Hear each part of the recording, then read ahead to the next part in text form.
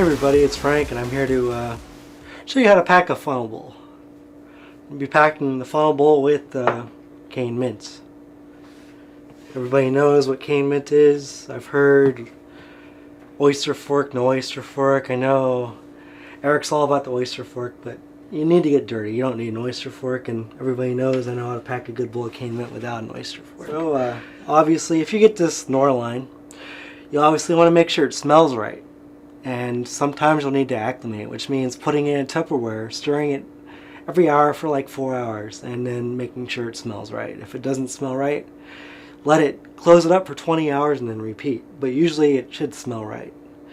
And since I live out in Vegas, my tans usually smells well, so I don't really need to acclimate it. But once you complete the acclimation, make sure it's still in this Tupperware. This is the best way to handle this product because it comes in just a package, no tin or anything, just a package. Very efficient on their end. But you're gonna want to stir it up a little bit before you pack your bowl. Make sure it's stirred up to get all the juices flowing, and then you're gonna want to proceed to pack it. And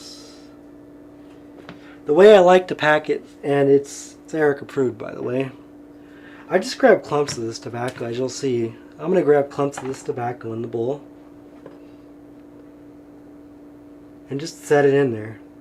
No need to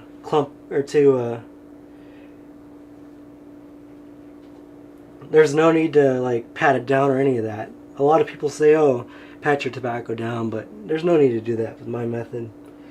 You just set your clumps in the bowl. And once you're done packing the bowl, you look at your bowl and you make sure that it's pretty evenly packed, and you clear off all this stuff at the top. So I'm going to go through and just clear off the tobacco that's on the top. Fill in any gaps. As you look, you'll see there's some gaps on this end. Fill in the gaps.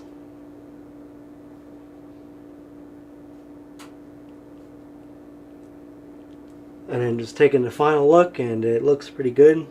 So then you'll, obviously you're going to clean your hands, and then you're going to put your foil in the bowl. Proceed to make sure it's tight like a drum.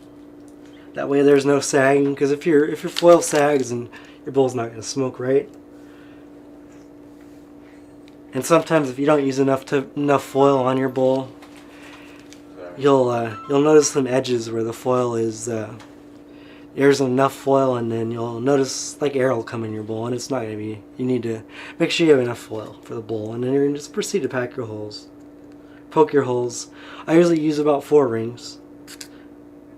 Some people like to poke the hole in the center, but I've done that method for a while, but it doesn't matter anyway. So I mean, I'm not going to poke a hole in the center for this video, but if you'd like to poke a hole in the center, it might help your bowl out a little bit, but it shouldn't really make a difference. So I'm just going to proceed to pack the holes, and then I'll show you my pattern.